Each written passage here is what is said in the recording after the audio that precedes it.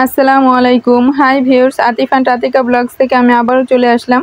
আশা করি আপনারা সবাই ভালো আছেন। আলহামদুলিল্লাহ, আমিও ভালো আছি। কাছে দূরে যে যেখান থেকে আমার এই ভিডিওটা দেখছেন, ভালো লাগলে প্লিজ লাইক, কমেন্টস এবং সাবস্ক্রাইব করে পাশে থাকবেন। আর যারা আমার পেজে থেকে দেখছেন তারা লাইক, ফলো এবং শেয়ার দিয়ে পাশে থাকবেন। গরুর মাংস দিয়ে আজকে বিরিয়ানি রান্না করব। আর এটা কিন্তু আমি রান্না করব না, আমার হাজবেন্ড রান্না করবে। তো এইখানে প্রেসার কুকারে রান্নাটা হবে আজকে। তো তেলের সাথে কিছু পেঁয়াজ কুচি আগে বেরেস্তা করে নিচ্ছে। তো বেরেস্তা করে নেওয়ার পরে কিন্তু পেঁয়াজগুলো উঠিয়ে এই যে গরু মাংস আমি কিন্তু ছোট ছোট করে কেটে নিয়েছি। আর যেগুলো হাড় আছে এগুলো তার ছোট করা যাবে না। মাংসগুলো আমি ছোট ছোট করে কেটে এরপরে ধুয়ে নিয়েছি। আর ওইদিকে পেঁয়াজটা যখন বেরেস্তা হয়ে যাবে, তো এই বেরেস্তাটা কিছু বেরেস্তা উঠিয়ে ওইটার মধ্যেই কিন্তু সব মশলাগুলো দিয়ে দিয়েছে। আজকে বিরিয়ানিটা রান্না করবে বাজারে যেই প্যাকেটের মশলাটা পাওয়া যায় সেটা দিয়ে কিন্তু রান্নাটা হবে। তো এইখানে যখন পেঁয়াজটা বেরেস্তা হয়ে গিয়েছে, কিছু বেরেস্তা উঠিয়ে আর বাকি বেরেস্তার মধ্যে আদা রসুন বাটা, এরপর এলাচ, দারচিনি এগুলো কিন্তু প্যাকেটে দেওয়া থাকে, তারপরে কিন্তু আমি একটু বাড়তি কয়েকটা দিলাম। আর এখানে প্যাকেটের মশলাটা আমি আগে একটা বাটির মধ্যে পানি দিয়ে গুলিয়ে নিয়েছি, ভিজিয়ে এরপর কিন্তু এই মশলাটা দিয়ে দিয়েছি। আর নেড়ে চেড়ে মশলাটা ভালোভাবে কষিয়ে নিতে হবে। তো কষানো হয়ে গেলে এই মাংসটা দিয়ে দিয়েছে।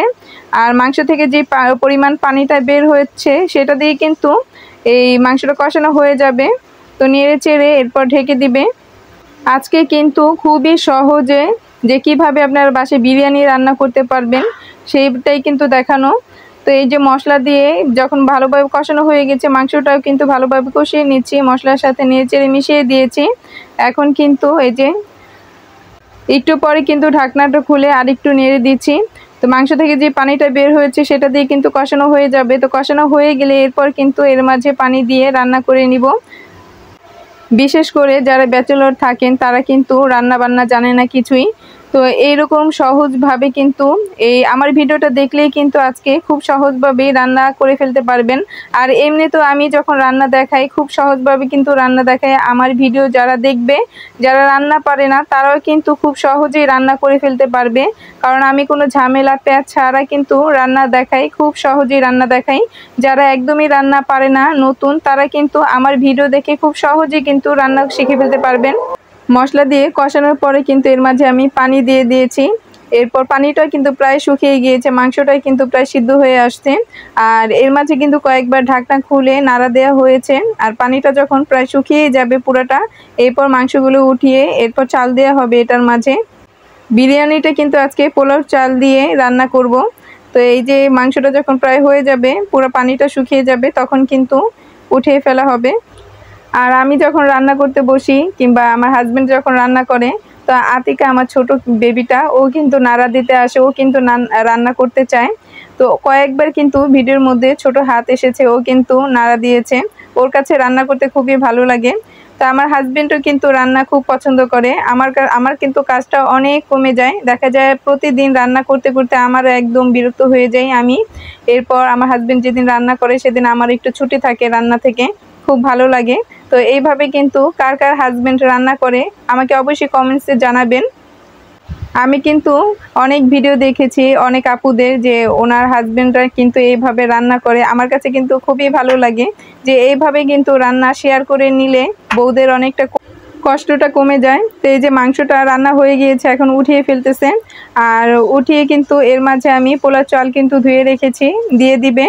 তো তেল কিন্তু যা দেওয়ার যে মশলা এগুলো কিন্তু এই মাংসের মধ্যে দেওয়া হয়ে গিয়েছে। এখন কিন্তু পোলাও চালটা যে দিব এর মাঝে কিন্তু আমি তেমন কোনো মশলাই দিব না, শুধু লবণটা দিব। কারণ সব মশলা কিন্তু এই মাংসের মধ্যে দেওয়া হয়ে গিয়েছে। আর এই যে ঝোলটা থাকে এইটার মধ্যে কিন্তু পোলাও চালটা দেওয়া হয়ে যাবে। আর এই যে মাংসটা উঠিয়ে কিন্তু পোলাও চালটা দিয়ে দিব। পোলাও চালটা কিন্তু ভালোভাবে নেড়ে চেড়ে মশলার সাথে মিশিয়ে দিতে হবে, আর একটু ভেজে নিতে হবে। এরপর কিন্তু পরিমাণ মতো পানি দিয়ে দিব। আর রাইস কুকারে কিন্তু রান্নাটা খুবই সহজ, যে পানি কিন্তু চাল মাপা থাকে। অনেকেই কিন্তু রান্না করতে গেলে, আমি আগে যখন রান্না করতে যেতাম তখন পানি কিন্তু একদিন বেশি হয়ে যেত, একদিন কম হয়ে যেত। আর এই ঝামেলাটা কিন্তু রাইস কুকারে রান্না করলে সেটা থাকে না, কারণ এখানে কাপ দেওয়া থাকে। কাপের মধ্যে যে 1 কাপ চাল নিলে কিন্তু তার 2 কাপ পানি দিতে হবে। আর এইখানে আমি আজকে 7 কাপ চাল নিয়েছি, তো আমার 14 কাপ কিন্তু এখানে পানি দিতে হবে। তো এই যে নেড়ে চেড়ে ভালোভাবে চালটা ভেজে নেওয়া হচ্ছে। তো ভাজা হয়ে গেলে কিন্তু এখানে পরিমাণ মতো পানি দিয়ে আর পরিমাণ মতো লবণ দিয়ে কিন্তু ঢেকে দিব। আর যখন এই চালটা প্রায় হয়ে যাবে তখন কিন্তু এর মাঝে মাংসটা দিয়ে সব মিশিয়ে কিন্তু এরপর শুধু ঢেকে রাখলেই হবে। এই যে দেখেন পানিটা দিয়ে দিয়েছি, আর এর মাঝে কিন্তু গুঁড়া দুধ দিয়ে দিয়েছি আর দিয়ে দিয়েছি কিশমিশ। তো ভালোভাবে এই যে দেখেন পানিটা কিন্তু শুকিয়ে গেছে। এখন নেড়ে চেড়ে এরপর মাংসটা দিয়ে মাংসটা একদম সম্পূর্ণ মিশিয়ে ঢেকে রাখবো। তো এইভাবে কিন্তু এই যে খুব সহজভাবে কিন্তু রান্নাটা দেখালাম। এই যে মাংসটা দিয়ে দিয়েছি, এখন নেড়ে চেড়ে ভালোভাবে কিন্তু মিশিয়ে দিতে হবে। এই মিশানোর মধ্যে কিন্তু অনেকটা কিছু লুকিয়ে থাকে। তো একটা দেখা যায় এই পোলার সাথে যদি মাংসটা না মিলে বিরিয়ানিটা কিন্তু ততটা মজার হবে না। তো ভালোভাবে এর জন্য মিশিয়ে দিতে হবে। আর জান্নারা এখনই কিন্তু যে প্রায় পানিটা যখন শুকিয়ে যাবে, পুরাটাও কিন্তু শুকায়নি, কারণ যখন একদম প্রায় শুকিয়ে যাবে তখন কিন্তু এই মাংসটা দিয়ে দিতে হবে। এরপর কিন্তু নেড়ে চেড়ে ঢেকে দিতে হবে। আর যখন প্রায় হয়ে যাবে তখন কিছু কাঁচামরিচ, এই যে আমি বেশি পরিমাণে কাঁচামরিচটা দিয়েছি, কারণ কাঁচামরিচের যেই ফ্লেভারটা থাকে সেটা কিন্তু খুবই ভালো লাগে। আর এখন একটু নেড়ে চেড়ে ঢেকে দিব, আর কিছুই করতে হবে না। আর উপরে যে বেরেস্তাটা করে রেখেছিলাম সেই বেরেস্তাটা দিয়ে দিয়েছি। দেখেন কতটা সুন্দর আর লোভনীয় হয়েছে। তো এইভাবে কিন্তু আমার ভিডিও দেখে খুব সহজে কিন্তু রান্না করে ফেলতে পারবেন। তো আশা করি আমার ভিডিওটা না টেনে সম্পূর্ণটা দেখবেন, আর পুরো ভিডিওটা দেখলে ইনশাল্লাহ ভালো লাগবে। আর ভালো লেগে থাকলে অবশ্যই সাবস্ক্রাইব করে পাশে থাকবেন। আর যারা আমার পেজে থেকে দেখছেন লাইক, ফলো এবং শেয়ার দিয়ে পাশে থাকবেন। সবাই ভালো থাকবেন, সুস্থ থাকবেন।